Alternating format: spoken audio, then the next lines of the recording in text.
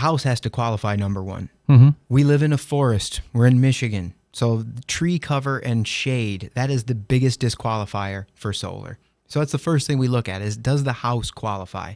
If your house has significant tree cover and shading, we're going to have to put several more panels up to achieve a similar type of production offset. Probably not going to make sense for you to go solar. We have to tell people that all the time, that this is probably not going to make sense for you. So when we do an analysis, we first take a look and evaluate the home. And then we look at the energy usage. So we would need to take a look at your utility bill to understand how much power your home consumes. We will then use our software that layers the multiple data points of the weather, of the angle of the sun, to generate the production of the system. So now we can see how many panels and the placement of those panels to get to our offset for the utility. And we come out and we'll do an on-site visit and go through to kind of make sure that the electrical infrastructure is up to date, that there's no upgrades or that type of thing that may be needed in order for us to do this project. And then during that time, that's where we sit down and go through the analysis. I'll show you based upon your utility bill and the number of panels to see what size system that you may need to offset the utility. That is our typical process. And from there, you would see,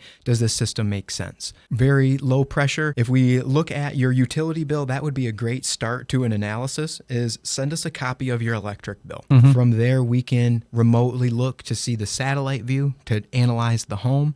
And then we'll cross next steps to see if an in-person appointment is necessary and go from there. Maybe you don't want to spend that much money right up front. You don't have to go with 100% offset right off the bat. Mm-hmm. I already have a game plan where I'm starting up around 58 to 60%. And then in the very near future, I'm going to add the rest on so I can be up closer to 100%. So if the customer wants to be at 100% eventually, but not right now, and maybe it's just 50% now, the next 50% later, that you can add on at another time. I think for most customers is a big deal. Mm-hmm. A lot of people will be able to go in and do that 100%. Some people are going to be like me. And depending on your roof real estate, like on my home, I'm right around that 60%. I ran out of roof real estate. I could not put any more panels up. So, well, at least I can offset 60% of the utility. It's better than buying 100% of power from them.